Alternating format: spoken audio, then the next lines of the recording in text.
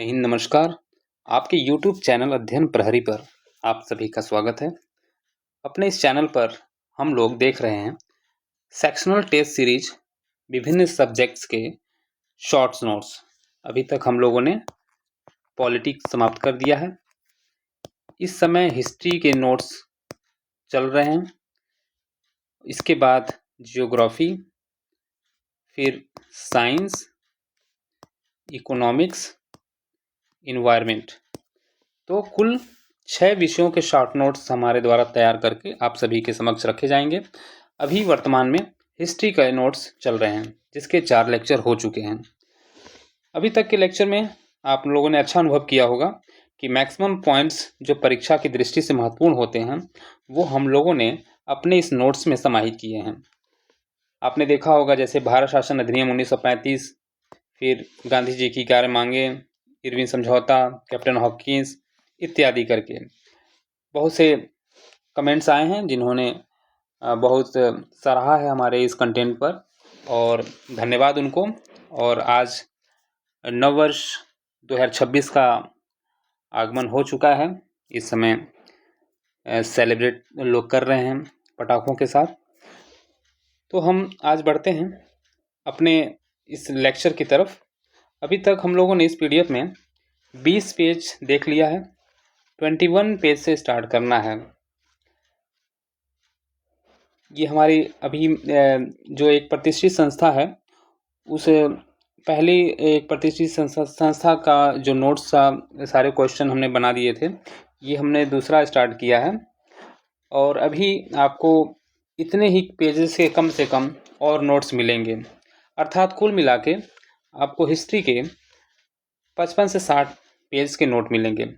और इस तरह से आपके परीक्षा की दृष्टि से जितने भी इम्पोर्टेंट टॉपिक्स हैं, इम्पोर्टेंट पॉइंट्स हैं, हर वो टॉपिक क्लियर हो रहा है। और आप निश्चिंत रहिएगा, आश्वस्त रहिएगा कि परीक्षा की दृष्टि से ये नोट्स बहुत ही ज़्यादा महत्वपूर्ण हैं और आपके परीक्षा में पूछे जाने वाले समस्त प्रश्न आपको इन्हीं नोट से मिलेंगे। तो बढ़ते हैं हम अपने इस लेक्चर में। यहाँ से बढ़ना है। लास्ट लेक्चर में हमने फिरोज शाह तुगलक देखा था। अब हम लोग देखेंगे कुछ महत्वपूर्ण पुस्तक और उनके लेखक जो बार बार परीक्षाओं में पूछे जाते हैं। तो पहला है द इंडियन सोशियोलॉजिस्ट। किसकी रचना है? Lal Shyamji Krishna Varma. Annihilation of caste, doctor Ambedkar. Caste का अगर जिक्र है तो आप अंबेडकर जी पर कर सकते हैं। India divided, Rajendra Prasad. Indian struggle, Subhash Chandra Bose. पहले की परीक्षाओं में इंडिया डिवाइडेड, इंडियन स्ट्रगल काफ़ी पूछे जाते थे। अब थोड़ा सा पैटर्न और डीपली चला गया है। तो तारीख ए मुबारक शाही, माहिया सरहिंदी, इम्पॉर्टेंट है ये। फतवा ए जहादारी और तारीख ए फिरोज शाही, जियाउद्दीन वर्नी। ये 3 जो हैं अत्यंत महत्वपूर्ण है, इसे 5 स्टार लगा लीजिएगा।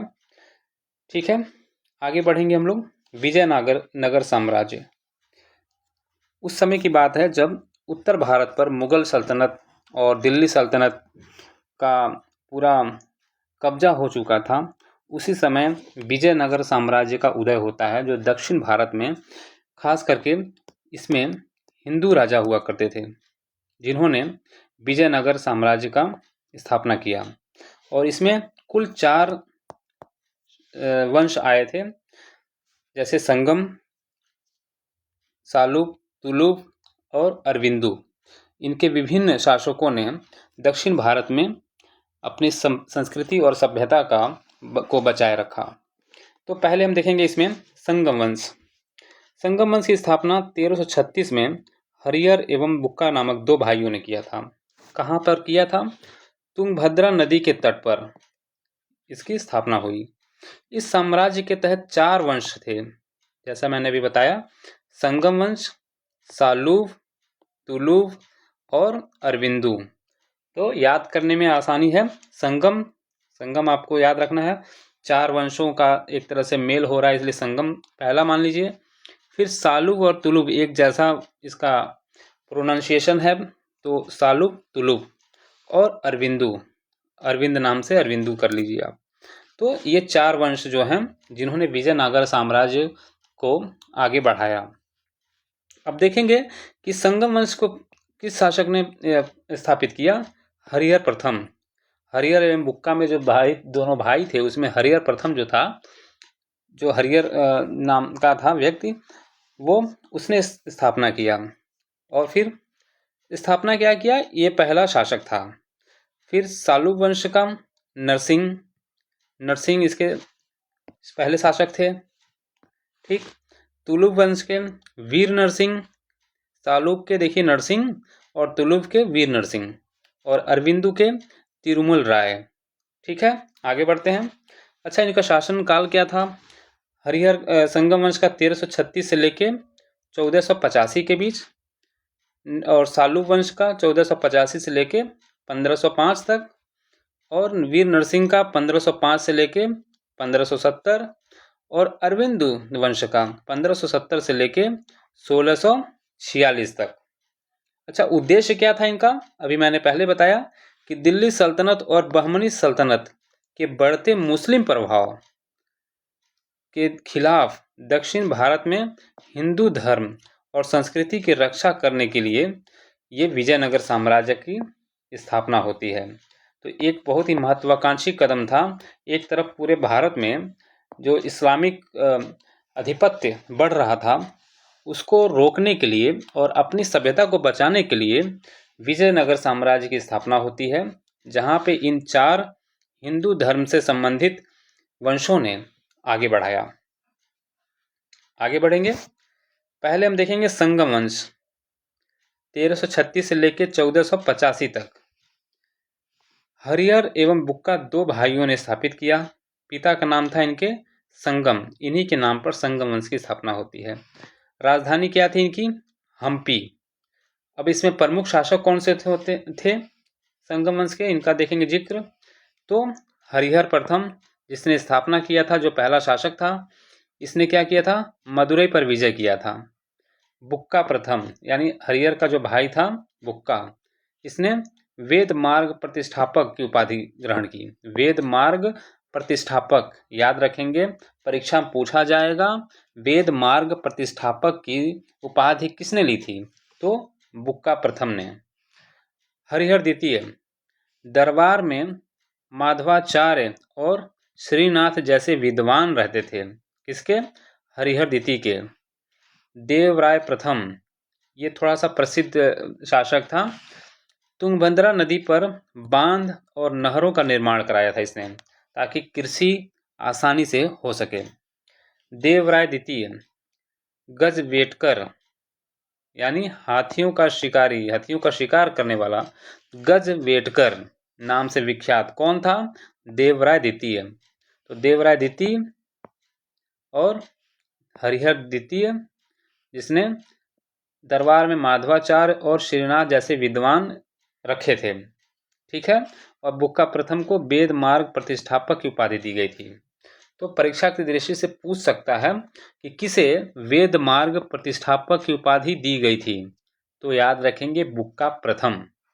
आगे बढ़ते हैं, सालुब वंश, इनका कार्यकाल क्या था, 1485 से लेकर 1505 तक। संस्थापक कौन थे, सालुब नरसिंह। ठीक, यह विजयनगर के साम्राज्यों में सबसे छोटा था। इनका कार्यकाल जो था सुलुब वंश का सबसे कम का रहा। वास्तविक शक्ति जो थी प्रधानमंत्री तुलुब नरसा नायक के पास थी। ठीक है, यही तुलुब नरसा नायक आगे चल के कारण बनता है अगले वंश का। इन्हीं के पुत्र वीर नरसिंह ने नरसिंह द्वितीय अंतिम शासक की हत्या कर दी। नरसिंह द्वितीय कौन था, ये सुलुब वंश का शासक था, और तुलुब नरसा नायक जो प्रधानमंत्री के पद पर थे, इन्हीं के पुत्र वीर नरसिंह ने इनकी हत्या कर और तुलुब वंश की स्थापना किया। ठीक है, इसको इरेज कर देते हैं, कंफ्यूज ना रहें आप। किसकी स्थापना किया, तुलुब वंश की। आगे देखेंगे तुलुब वंश के बारे में। 1505 से लेकर 1570 के बीच इनका कार्यकाल रहा। संस्थापक कौन थे, वीर नरसिंह। इन्हीं के पिताजी तुलुव वंश के प्रधानमंत्री थे। ठीक, प्रधानमंत्री थे। और इन्हीं के पुत्र ने, वीर नरसिंह ने तुलुव वंश का समापन किया। उसके पश्चात अपना एक नया वंश तुलुव वंश रखा। सबसे शक्तिशाली राजा इसके कौन थे? कृष्णदेव राय, जिनके बारे में कई स्टोरियां आप लोगों ने देखा होगा सीरियल में। तो वही कृष्णदेव राय 1509 से लेकर 1529 तक इनका कार्यकाल रहा। इन्हीं के समय को विजयनगर साम्राज्य का स्वर्णिम युग कहा जाता है। स्वर्णिम युग किसके समय को कहा जाता है? कृष्णदेव राय के। तालीकोटा के युद्ध के बाद विजयनगर साम्राज्य कमजोर पड़ गया। जब तालीकोटा का युद्ध होता है, जहां पर ये बीदर और बीजापुर, अहमदनगर और गोलकुंडा के शासकों ने एक तरफा हमला किया और इस तरह से ये जो विजयनगर साम्राज्य था वो कमजोर पड़ने लगा। तो यहाँ पे लिखा भी है, बीजापुर, बीदर, अहमदनगर और गोलकुंडा के 4 सहयोगियों ने तुलु वंश पर हमला कर दिया, जिसके कारण तुलु वंश का पतन होने लगा। अरविंदु वंश 1570 से लेकर 1646। संस्थापक कौन थे इसके? तिरुमल देव राय। राजधानियां कौन सी थी? एनुगोंडा और चंद्रगिरी। परीक्षा में पूछ सकता है, एनुगोंडा और चंद्रगिरी किस वंश की राजधानियां थी? तो अरविंद वंश की। प्रमुख शासक कौन थे? तिरुमल देव राय, वेंकट द्वितीय और श्रीरंग तृतीय। ठीक है, अब आगे बढ़ेंगे। वदायूनी, मंतखब उत त्वारिक, अबुल फजल, अकबरनामा, अबुल फजल, फिर एक और है आईने अकबरी, फैजी ने नेमतनामा। ठीक है, इसे 5 स्टार रख लीजिएगा। बदायूनी ने मुंतखब उत तवारिक, अबुल फजल ने अकबरनामा, अबुल फजल फिर आईने अकबरी और फैजी ने नेमतनामा का लेखन चालू किया था इस नाम से। ठीक है, आगे देखेंगे। अधिकारी, मुगल अधिकारी और कार्यक्षेत्र। दीवान ए मुस्तौफी, इनका कार्यक्षेत्र क्या था? लेखा परीक्षण करते थे ये। ठीक है, जैसे आज कैग हम लोग कहते हैं हम। तो दीवान ए मुस्तौफी, दीवान ए तन, मनसब वेतन। तन से आप जो याद रखेंगे वेतन, तन यहाँ भी, तन यहाँ भी, वेतन। ठीक, दीवान ए बयूतात, आंतरिक वित्तीय प्रशासन जो हुआ करता था उसकी देखरेख के लिए दीवान ए बयूतात होते थे। सद्र उस सुदूर, धार्मिक न्याय। ठीक है, अबुल फजल ने आईने अकबरी में 66 मनसबों का उल्लेख किया था। कितने? 66 प्रकार के मनसब का उल्लेख किया था अबुल फजल ने। दाग प्रथा की शुरुआत अकबर ने अपने शासन में के 18वें वर्ष में किया था। ठीक है, अलबरूनी किसके समय आया? मोहम्मद गजनवी। कब? 11वीं शताब्दी में। मार्को पोलो पांडे साम्राज्य के समय आए 13वीं शताब्दी में। इब्न बतूता मोहम्मद बिन तुगलक के समय में 14वीं शताब्दी में। और अब्दुल रज़ाक देवराय द्वितीय, जिनके बारे में हमने ऊपर पढ़ा, ये आया था 15वीं शताब्दी में। अभी आपने देखा यहाँ पे देवराय यहाँ पे यही इन्हीं के बारे में। ठीक है, आगे बढ़ेंगे। संविधान सभा में 15 महिलाएं थी। बहुत ही इंपॉर्टेंट है, हालांकि ये पॉलिटी का प्रश्न है कि संविधान सभा में जो 15 महिलाएं थीं उसमें से पूछ लेता है कि इसमें से कौन नहीं है या इनमें से कौन है, या 3 दे देगा रहेगा और एक कोई और नाम दे देगा जिसका कोई इससे मेल नहीं खाएगा। तो हम जानेंगे कि 15 महिलाएं कौन सी थीं और किस क्षेत्र से निर्वाचित हुई थीं। तो प्रश्न ये था कि मुस्लिम महिला कौन थी इसमें? बेगम एजाज रसूल। बेगम एजाज रसूल एकमात्र 15 महिलाओं में मुस्लिम महिला थीं। एनी मस्करीन, ये त्रावणकोर से इनका चयन हुआ था। अम्मू स्वामीनाथन मद्रास, बेगम एजाज रसूल, यही हैं जो एकमात्र महिला थी मुस्लिम महिला। दाक्षायणी वेलायुधन मद्रास से एकमात्र दलित महिला। तो ये इम्पॉर्टेंट है और ये भी इम्पॉर्टेंट है। दुर्गाबाई देशमुख मद्रास, हंसा जीवराज मेहता मुंबई, कमला चौधरी संयुक्त प्रांत, लीला राय बंगाल, मालती चौधरी उड़ीसा, पूर्णिमा बनर्जी संयुक्त प्रांत, राजकुमारी अमृत कौर मध्य प्रांत, रेणुका रे वेस्ट बंगाल, सरोजिनी नायडू बिहार, सुचिता कृपलानी संयुक्त प्रांत अर्थात उत्तर प्रदेश, और विजया लक्ष्मी पंडित संयुक्त प्रांत। तो ये 15 महिलाएं थी जो संविधान सभा में महिलाओं का प्रतिनिधित्व कर रही थीं। एनी मस्करीन रियासतों से मनोनीत होने वाली एकमात्र महिला। तो अत्यंत महत्वपूर्ण है ये। एक यह पॉइंट, एक यहाँ पे एकमात्र दलित महिला कौन थी? दाक्षायणी वेलायुधन। और बेगम एजाज रसूल ये एकमात्र मुस्लिम महिला थी। ये तो इन 15 में से ये 3 अत्यंत महत्वपूर्ण महिलाएं हैं। अब आगे बढ़ेंगे। एमबीटी के दरबार में इब्न बतूता ने दिल्ली की यात्रा की। इसने इसका यात्रा वृत्तांत किताब उल रेहला में किया। ठीक है, एमबीटी के दरबार अर्थात मोहम्मद बिन तुगलक के दरबार में इब्न बतूता ने दिल्ली की यात्रा की। कहाँ की? दिल्ली की यात्रा की। इसने इसका यात्रा का वृत्तांत किताब उल रेहला में किया था। जब वो भारत आया था तो उसने एक पुस्तक लिखी किताब उल रेहला। इसी में उसने उस समय के शासन काल में कैसे समाज चल रहा था, क्या व्यवस्थाएं शासक करते थे इत्यादि का जिक्र किया था। किसने? इब्न बतूता ने। ये कहाँ से आया था? तो याद होगा, मोरक्को। ठीक है, जो अफ्रीका का एक देश है से आया था।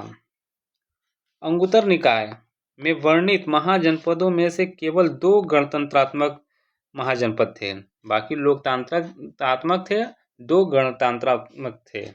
जिसमें से कौन थे? वज्जी और मल। अर्थात गणतंत्रात्मक मतलब डेमोक्रेसी थी यहाँ पे। आगे देखेंगे मुगल सम्राट और इनका मकबरा। तो बाबर का मकबरा कहाँ है? काबुल अर्थात अफगानिस्तान। जहांगीर लाहौर में, बहादुर शाह जफर रंगून, ठीक, अकबर सिकंदरा, हुमायूं दिल्ली। तो मुगल साम्राज्य के ये 5 सबसे वरिष्ठ शासक हुआ करते थे, जिनको मरने के पश्चात इनको दफनाया गया था इन स्थानों पे। आगे बढ़ेंगे। लेक्स लोकी अधिनियम क्या है? 1850। यह धार्मिक रूपांतरण को मजबूत बना रहा था, अर्थात धर्म परिवर्तन की जो चीज़ें थीं उसको मजबूत बना रहा था। यह लॉर्ड डलहौजी के समय आया था। ठीक, धर्मांतरण के बाद भी पैतृक संपत्ति का अधिकार रखता था व्यक्ति। अगर किसी व्यक्ति ने मुस्लिम से हिंदू में उसने अपना धर्म परिवर्तित कर दिया तो उसकी जो पैतृक संपत्ति, चूँकि उसके पिताजी मुस्लिम थे इसलिए मुस्लिम होने के नाते उसकी जो अधिकार था वो अपने पिता के संपत्ति पर भी था। ठीक है। अब कुछ पत्र पत्रिकाएं और लेखक क्रोनोलॉजी में अक्सर देखने को मिलता है। तो क्या है? Glimpses of world history Jawaharlal Nehru, hints for self culture Lala Hardayal, hints for self culture Lala Hardayal, और national in making Surendra Nath Banerjee, और हमदर्द मोहम्मद अली। हमदर्द मोहम्मद एक जैसे मिल रहा है, और national in making Surendra Nath Banerjee. ठीक है, इसे आप 5 स्टार की श्रेणी में रखेंगे, 5 स्टार। आगे बढ़ेंगे। कुछ मंत्री हैं और कुछ मंत्रालय। कब? जब आज़ादी से पूर्व 1946 में एक अंतरिम सरकार का गठन होता है उस समय। तो लियाकत अली को क्या मिला था? वित्त। जोगेंद्र नाथ मंडल को विधि मंत्रालय, जगजीवन राम को श्रम मंत्रालय, अरुणा आसफ अली एक क्या थी? महिला थी। इनको क्या मिला था? रेल। और बलदेव सिंह को रक्षा। ठीक है। और भी इसमें हैं, लेकिन जो सबसे इम्पॉर्टेंट हैं ये 5 हैं जिनको आप अवश्य याद रखेंगे। परीक्षा में इनमें से 2-1 जरूर मिल जाएगा आपको, और एक आध अगर नहीं भी मिलेगा तो उसे आप आसानी से एलिमिनेट कर सकते हैं। ठीक है। कांग्रेस के अपरिवर्तनवादी दल जो गुट था, अपरिवर्तनवादी मतलब वो परिवर्तन नहीं होना चाहता था किसी प्रकार से। जो विचारधारा कांग्रेस की नींव पड़ने के समय थी वो उससे अलग नहीं होना चाहता था। कौन कौन थे वो लोग? सी राजगोपालचारी, राजेंद्र प्रसाद और सरदार पटेल। ठीक है, ये अपरिवर्तनवादी थे। इनका उद्देश्य था कि परिवर्तन नहीं होगा, जो विचारधारा कांग्रेस की कमेटी के स्टार्टिंग में थी वही रहेगी। इंडियन सैंडहर्स्ट कमेटी, यह समिति थल सेना के भारतीयकरण हेतु बनाई गई थी। इसे स्किन कमेटी भी कहा जाता है। वर्ष 1925 में मोतीलाल नेहरू ने इस समिति की सदस्यता ली थी। इस समिति की सिफारिशों पर 1932 में भारतीय सैन्य अकादमी, जिसे हम लोग IMA के नाम से जानते हैं, इसका स्थापना हुआ था। ठीक है। मद्रास नेटिव एसोसिएशन, स्थापना कब हुई इसकी? 16 फरवरी 1852 गुजला लक्ष्मी नारासु चेट्टी द्वारा। किसके द्वारा? गुजला लक्ष्मी नारासु चेट्टी द्वारा। किसका? Madras native association. कब? 1852 में।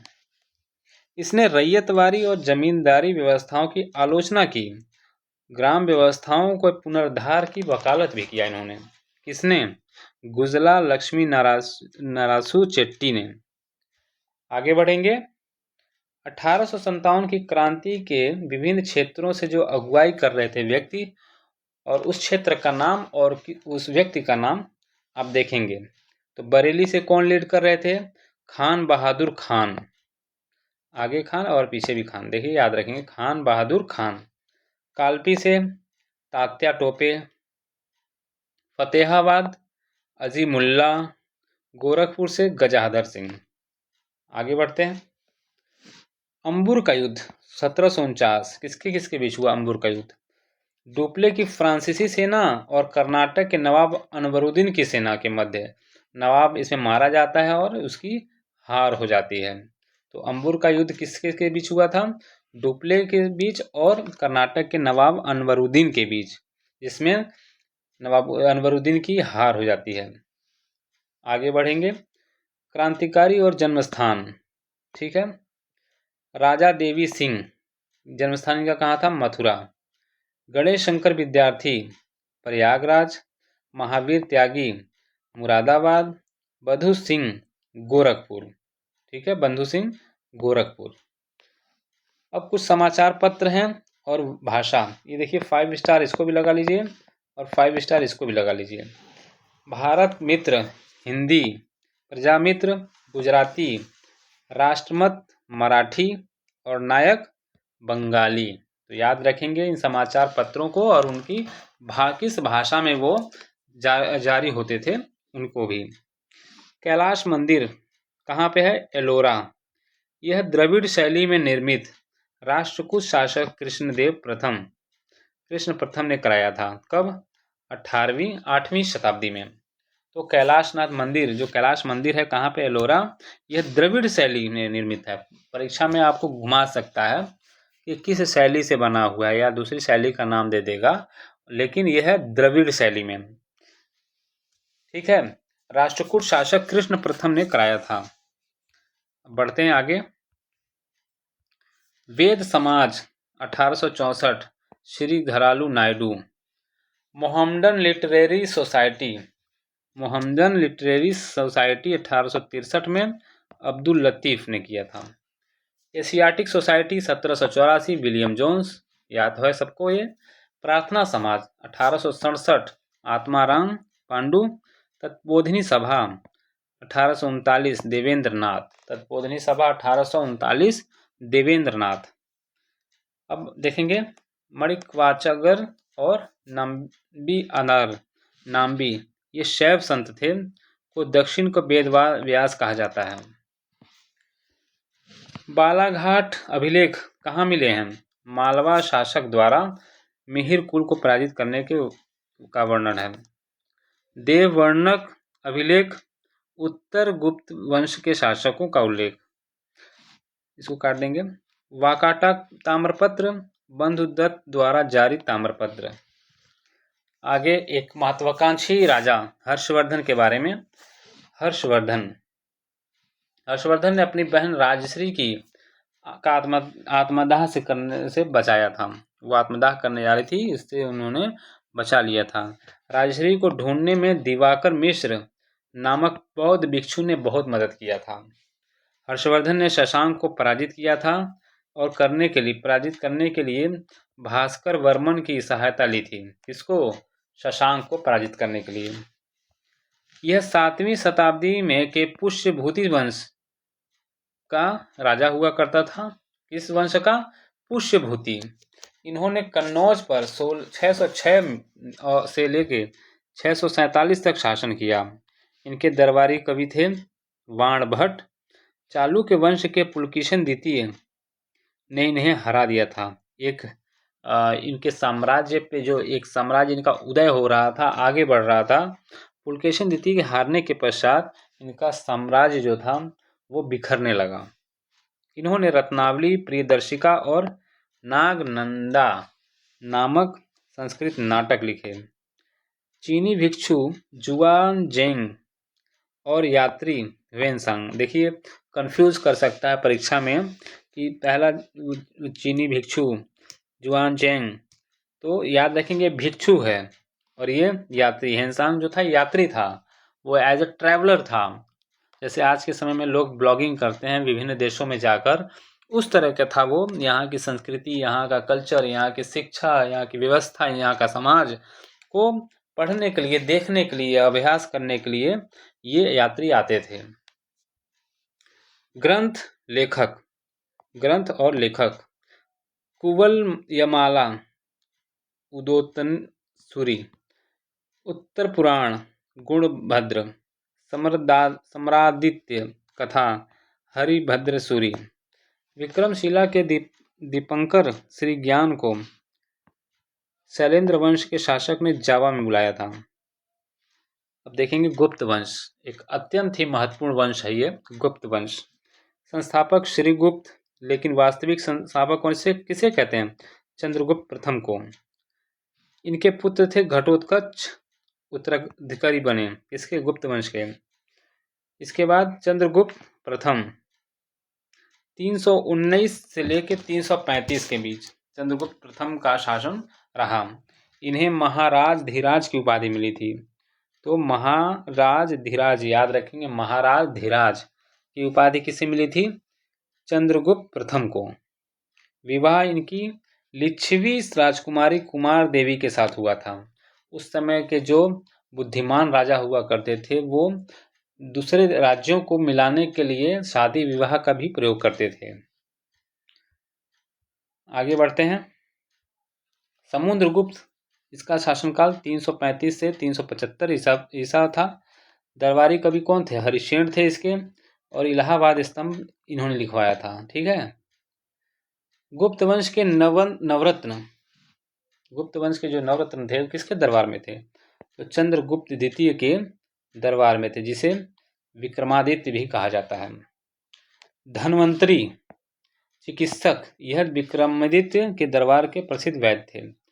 हरिसेना एक कवि लेखक। कालिदास महान कवि। कहपनाका ज्योतिषी। शंकु वास्तुकार। बराह मिहिर खगोल शास्त्री, ठीक है, याद रखेंगे। वररुचि संस्कृत विद्वान। बेताल भट्ट जादूगर। घटकरपर एक कवि। तो मैं जिस पे स्टार लगा रहा हूँ अत्यंत महत्वपूर्ण है। चंद्रगुप्त द्वितीय उपाधि विक्रमादित्य, इसने शकों का वध किया। सरकारी देवराज चंद्र नाम से विख्यात है। ये सकारी देवराज और चंद्र नाम से, इन 3 नामों से ये काफी प्रसिद्ध था। जिसमें विक्रमादित्य जो नाम था इसका, उपाधि जो इसने लिया था, तो वो इतिहास के पन्नों में ये छिप गया है और हमेशा इसे चंद्रगुप्त द्वितीय को विक्रमादित्य के नाम से जानेंगे। तो चंद्रगुप्त द्वितीय को विक्रमादित्य की उपाधि मिली थी और जो चंद्रगुप्त प्रथम थे उनको महाराज धीराज के नाम से। ठीक है। बेटी का विवाह वाकाटक राजा से कर दिया था इन्होंने। फिर वही अपना क्षेत्र विस्तार करने के लिए अपने रिश्तों को कायम करते थे दूसरे राजाओं से। चीनी यात्री फाहियान आया था इन्हीं के समय में। उज्जैन, फाहियान देखिए इसमें आया था, और हेनसांग किसके में आया था, वो हर्षवर्धन के। उज्जैन दूसरी राजधानी थी इनकी। ठीक है। रूपक, चांदी के सिक्के जारी करने वाला पहला गुप्त शासक था ये। कौन? चंद्रगुप्त द्वितीय। अब आगे बढ़ेंगे। प्राचीन क्षेत्रीय नाम और वर्तमान नाम क्या है? प्राथी पूर्वी भारत, मायदेश मध्य भारत, उपाक्ष पश्चिमोत्तर भारत, उपरांत पश्चिम भारत। वशिष्ठ पुत्री पुलमावी, इसके सिक्कों पर 2 मस्तूलों वाला जहाज चित्रित था। इसने शक शासक की पुत्री से विवाह किया। यह शतकर्णी वंश का अंतिम शासक था। इसके अभिलेख महाराष्ट्र क्षेत्र, आंध्र प्रदेश व तमिलनाडु क्षेत्र में प्राप्त हुए। कनिष्क के दरबार में रहने वाले दार्शनिक प्रज्ञा पारमिता सूत्र की रचना किसने किया था? नागार्जुन ने किया था। ठीक है। षड्विश ब्राह्मण ग्रंथ से भूकंप, अकाल, प्राकृतिक आपदाओं, शमन का उपचार मिलता था। किससे? षड्विश ब्राह्मण से। जैन तीर्थकर और प्रतीक चिन्ह। अजीतनाथ गज, अजीतनाथ का मतलब, गज का मतलब हाथी। सुमतिकनाथ क्रौच, विमलनाथ वराह, व से वराह, विमल व से याद रखेंगे।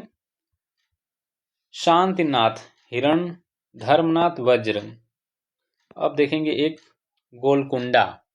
जब मुगल सल्तनत का समाप्त हो रहा था तो कुछ छोटे छोटे राज्यों का उदय हुआ था, उसमें से गोलकुंडा भी था। गोलकुंडा का मुस्लिम राज्य वारंगल के पुराने हिंदू राज्य के खंडहरों पर स्थापित हुआ। गोलकुंडा के कुतुबशाही वंश का संस्थापक कौन था? इब्राहिम शाह। गोलकुंडा हीरे का विश्व में प्रसिद्ध बाजार था।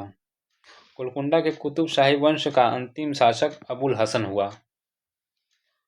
कांग्रेस अधिवेशन और अध्यक्ष 1899 में लखनऊ में आयोजित हुआ, रमेश चंद्र दत्त की अगुवाई में। 1896 में कोलकाता में रहीमतुल्लाह, 1894 मद्रास में अल्फ्रेड बेव, 1904 में मुंबई में सर हेनरी कॉटन। ठीक है। अब अंतिम एक टॉपिक और बचा है, सामूगढ़ का युद्ध किसके बीच हुआ? 1658 में औरंगजेब और दारा शिकोह के बीच में। याद रहेगा, सामूगढ़ का युद्ध 1658 में औरंगजेब और दारा शिकोह के बीच। कन्नौज का युद्ध 1539 में हुमायूं और शेरशाह के बीच। दौराह का युद्ध 1531-32 में हुमायूं और महमूद लोदी के मध्य। और चौसा का युद्ध हुमायूं और शेरशाह के बीच 1539 में। तो इसे भी 5 स्टार आप रखेंगे। तो इस प्रकार से आज का लेक्चर हमने फिनिश कर दिया है। कुल अभी तक आधे घंटे लगे हैं।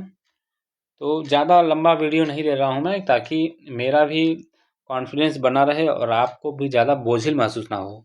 और आपको अगर लगता है कि स्लो मैं बोल रहा हूँ तो आप यूट्यूब के इसमें स्पीड में चले जाइए, वहाँ से उसकी स्पीड अपनी इच्छा अनुसार बढ़ा लीजिए जहाँ तक आपको समझ आ सके। तो इस तरह से हमारा आज का लेक्चर हिस्ट्री का ये 5वां लेक्चर था जो समाप्त हो गया है। और अभी भी 5-6 लेक्चर और आएंगे, तब जाके हिस्ट्री हमारा कंप्लीट हो जाएगा। तो अगले 8 से 10 दिवस के बीच में हिस्ट्री हमारा समाप्त हो जाएगा। फिर जनवरी में ही 10-12 दिन में आपके जियोग्राफी हो जाएंगे, और उसी जनवरी में इकोनॉमिक्स और इन्वायरमेंट। तो कुल मिला के ये पूरे सब्जेक्ट जनवरी में हमें फिनिश करना है। कब? जनवरी में। और इसके पश्चात जनवरी के बाद आप देखेंगे अगर फॉर्म आ जाता है यूपी पीसीएस का, तो इसके एग्ज़ाम भी मई या जून में होंगे। तो हमें जनवरी तक इसको फिनिश कर देना है। तत्पश्चात हमें आप जो रिसोर्स आप फॉलो कर रहे हो, चाहे घटना चक्र कर रहे हो या कोई ऑथेंटिक बुक यूज़ कर रहे हो, तो आप उसे पढ़ते रहिए। रिवीजन के लिए सबसे ये यूँ कहिए कि ब्रह्मास्त्र रहेगा आपको। आप जैसे टेस्ट तो आप सॉल्व करते हैं, लेकिन किसी के पास नोट्स नहीं रहते हैं, तो हमने उन टेस्ट के नोट्स बनाए हैं। उसके जो नोट्स जो प्रश्न टेस्ट में दिए हैं, उसके अतिरिक्त भी हमने विभिन्न रिसोर्सों से कलेक्ट कर और उसकी गुणवत्ता को बढ़ा दिया है। तो निश्चित रूप से रिवीजन करने के लिए आपके एग्ज़ाम में अगर 150 प्रश्न आते हैं जीएस में, अगर हम उसमें 30 कर दिया जाए करंट अफेयर, तो भी आपको बचते हैं 120 प्लस प्रश्न। 120 में से ये मेरी गारंटी है कि आप जब परीक्षा देंगे तो 80 से 90 आपको, से मैं 100% की बात नहीं कर रहा हूँ, 80 से 90 प्रश्न आपका इस टेस्ट से सीरीज से हो जाएगा, जो कि टोटल मैक्सिमम 200 प्लस पेज होंगे। 250 से ज़्यादा नहीं होंगे, 200 से कम होंगे। इसमें आप सोचिए 200 पेज को अगर आपको रिवीजन करना हो, तो अंतिम क्षणों में आप 200 पेज को एक दिन में ख़त्म करेंगे। दूसरी बार जब ख़त्म करेंगे, अगर इसको एक बार करने में 8 आवर्स लगे हैं, दूसरी बार करेंगे तो हो सकता है 6 घंटा लगे, 5 ही घंटा लगे, 4 घंटा लगे, 3 घंटा लगे। अर्थात आपने इसे एक हफ्ते अगर पढ़ लिया, तो आपके पास जो मटेरियल रहेंगे मात्र 2 से 3 घंटे का ही रहेगा। तो आप सोचिए, आप बहुत महंगी महंगी प्रतिष्ठित संस्थाओं के नोट्स फॉलो कर रहे होंगे, लेकिन आपको एक सरल नोट्स से आपको 80 प्लस और 90 अगर मिल जा रहे हैं क्वेश्चन, तो इससे बेहतर क्या होगा। तो आप बहुत डेकोरेटिव महंगी प्रतिष्ठित संस्थान की तरफ रुख न करके एक अनुभवी व्यक्ति के नोट्स पर आप भरोसा रखें और आगे बढ़ें। तब तक के लिए जय हिंद, वंदे मातरम।